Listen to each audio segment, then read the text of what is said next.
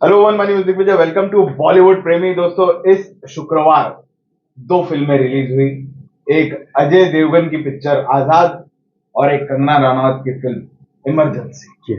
हमारे एक्सपर्ट्स का रिव्यू आप लोगों ने तो सुन लिया है। आज हम इन दोनों फिल्मों के बॉक्स ऑफिस कलेक्शन पे बात करेंगे, किस तरह का परफॉर्मेंस था, क्योंकि वो नेशनल सिनेमा डे बनाया था इन्होंने, cinema lovers day.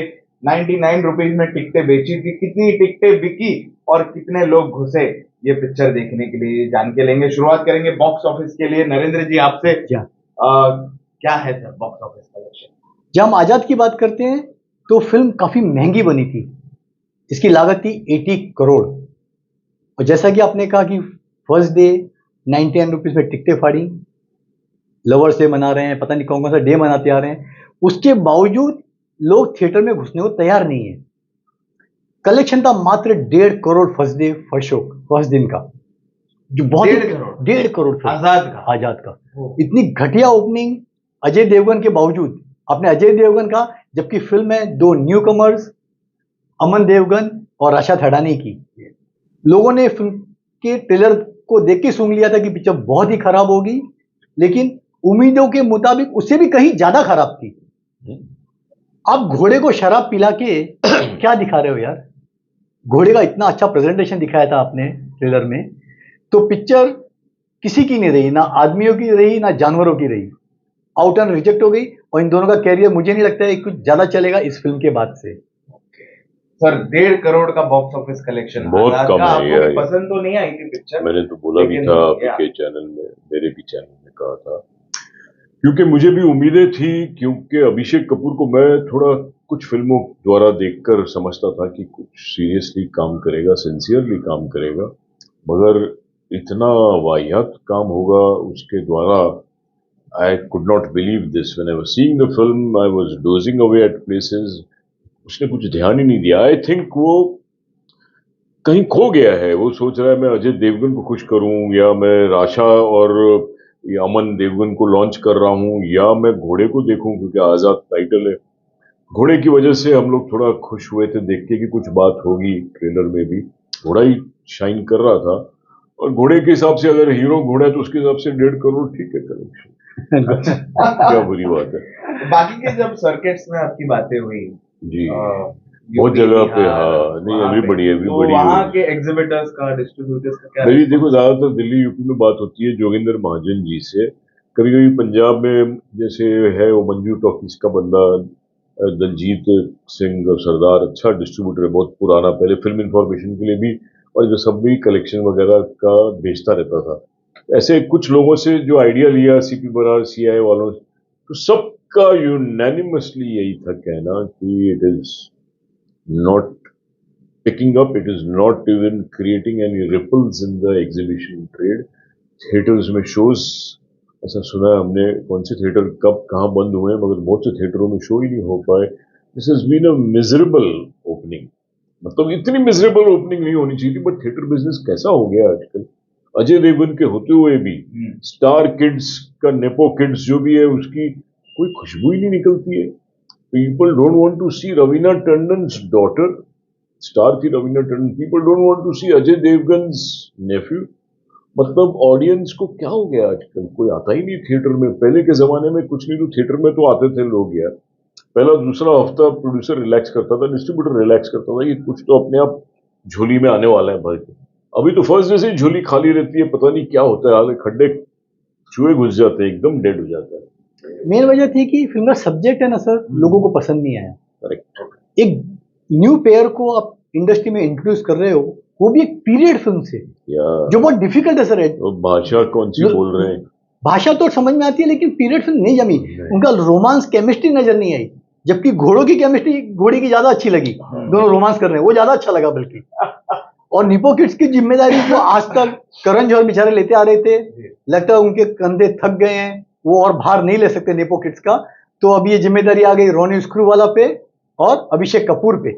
Abhishek Kapoor भी खुद नेपो किड्स हैं। अच्छा। वो जितेंद्र की सगी बहन के बेटे हैं। तो इस हिसाब से लोगों ने इंडस्ट्री में उनका वेलकम किया, लेकिन बहुत ही 4-5 फिल्में सुपर डुपर फ्लॉप दी। फिर डायरेक्शन में गए, 2 फिल्में बनाई। तो मेरे ख्याल से आजाद का लाइफ टाइम कलेक्शन मुश्किल से 10 करोड़ होगा।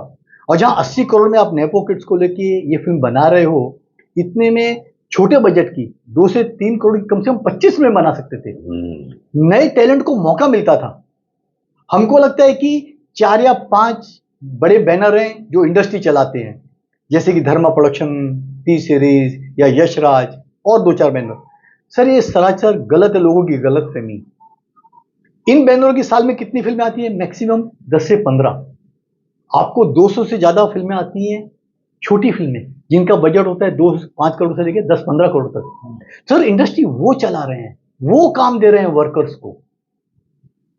ये 10-12 फिल्मों से इंडस्ट्री नहीं चल रही। इसके बावजूद बोलना नहीं चाहिए, पीवीआर और जो बाकी कॉर्पोरेट हाउसेज हैं प्रॉपर विंडो नहीं देते नई फिल्म को। जो रिलीज होती है मुश्किल से 2 या 4 शो देते हैं, पैसा पूरा ऐंठ लेते हैं, लेकिन थिएटर नदारद। 2 या 4 शो देंगे, शो का टाइमिंग कितना होगा? सुबह 8 बजे का और आपके 11 बजे का। ऐसे ये भी कि कई फिल्मों के साथ ऐसा हुआ, रिलीज हुई लेकिन नहीं चली। कंगना का क्या हाल था सर बॉक्स ऑफिस पे? कंगना का भी इमरजेंसी कई जगह इमरजेंसी लग गई, शोज बहुत जगह कैंसिल हो गए, जबकि टिकट के रेट जैसे पूरे इंडिया में सिर्फ 99 थे। पंजाब में ये हाल था कि फिल्म को काफी विरोध का सामना करना पड़ा। मल्टीप्लेक्स ने डिसाइड किया भैया अगर हमने शो दिखाए तो तोड़फोड़ होगी, इसीलिए मोर देन 80 प्रॉपर्टीज जो पीवीआर आइनॉक्स की थी वहां पर फिल्म के शो ही नहीं हुए। पंजाब बोलिए, पंजाब में जैसे लुधियाना, जलंधर, अमृतसर शोज ही कैंसिल हो गए। जो सुषमा शिरोमणि बड़ी उनकी अकाल तख्त की यूनियन है, उन्होंने ऑब्जेक्शन लिया कि कंगना माफी मांगे। जो उन्होंने सिखों के साथ किया है, बहुत से सीन काट दिए गए, लेकिन अभी भी इस फिल्म पर उनको ऐतराज है।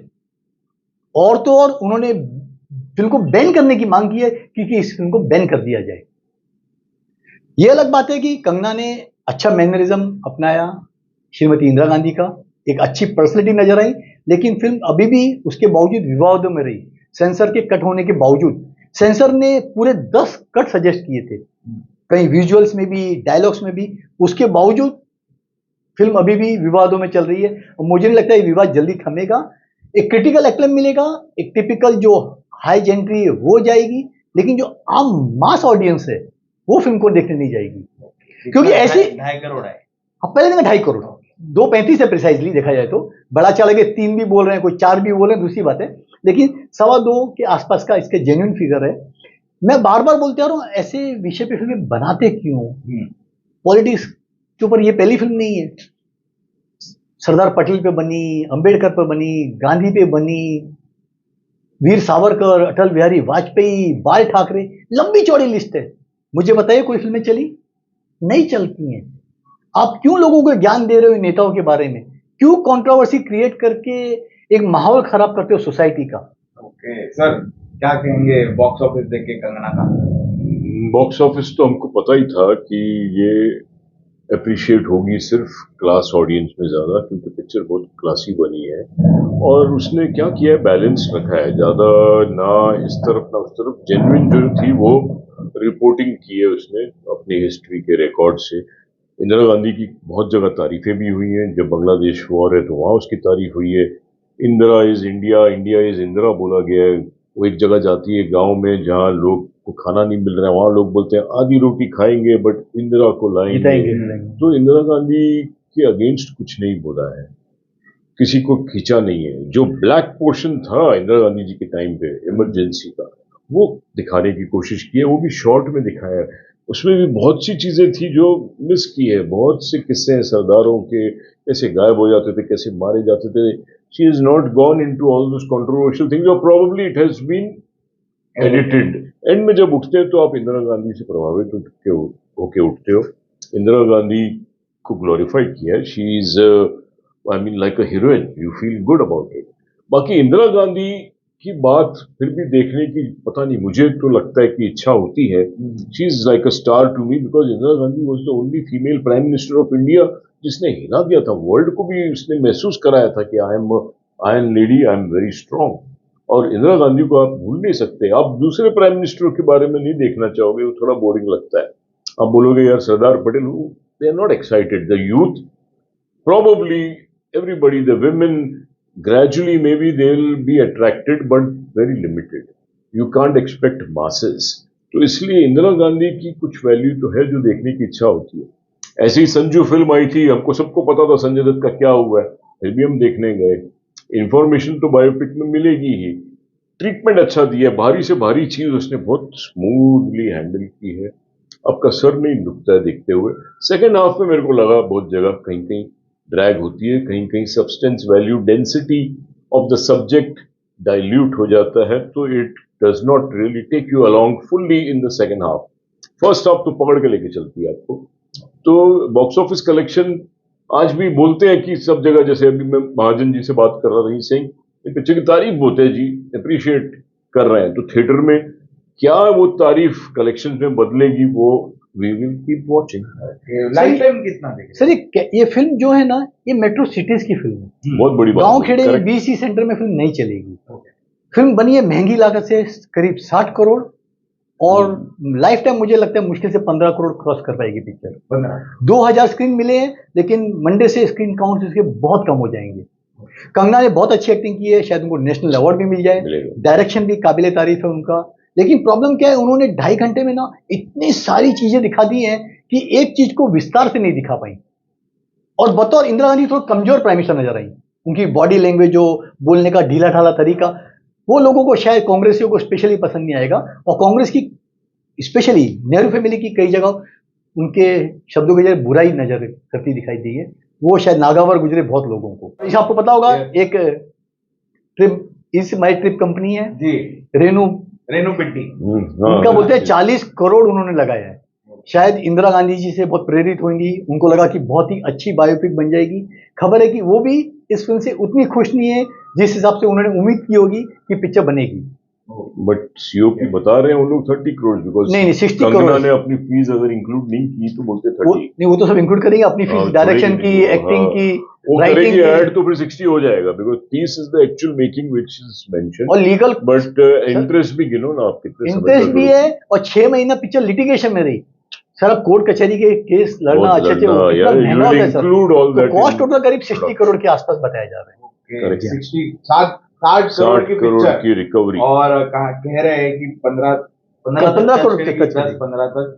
तो दोस्तों, दोनों फिल्में जो ये फ्राइडे रिलीज हुई है, बोथ आर डिजास्टर। और जब मैंने देखा कि फर्स्ट डे की ऑक्यूपेंसी क्या थी गेटी गैलेक्सी में, जिसको हम सिनेमा का मंदिर कहते हैं, जी हाँ, तो आजाद फिल्म के लिए अराउंड 10% की ऑक्यूपेंसी थी। और कंगना की जो पिक्चर है इमरजेंसी, उसके लिए 2 से 3% की ऑक्यूपेंसी। सर मेट्रो सिटीज होने के बावजूद, मेट्रो सिटी और होने- 99 रुपीज दोनों के बावजूद इसका that is not a theatre for Kangana sir. Kangana की फिल्म का थिएटर है मेट्रो, मतलब इट्स अ प्रीमियम कैटेगरी। नहीं, बॉम्बे तो मेट्रो सिटीज और Getty Galaxy single screen Gemini में इमरजेंसी को आप एक्सपेक्ट ही नहीं कर सकते, रॉन्ग थिएटर लिया है उसको। तो people have not come out in open, but may be with this reviews and all people might be attracted. But जो जाना चाहते हैं वो सोचते हैं कि हम इंटरनेट पे देख लेंगे, ओटीटी पे देख। This is a strong film for OTT, this is a fantastic film for OTT for seeing it in the houses. तो दोनों फिल्मों पे बातें हुई है, आप भी जाके जरूर देखना एक बार बड़े पर्दे पे दोनों फिल्में, और कमेंट्स में हमको बताना आजाद और इमरजेंसी आप लोगों को कैसे लगे। थैंक यू बोलूंगा आप दोनों को, Rajiv ji and Narendra ji, for your precious. Thank you so much.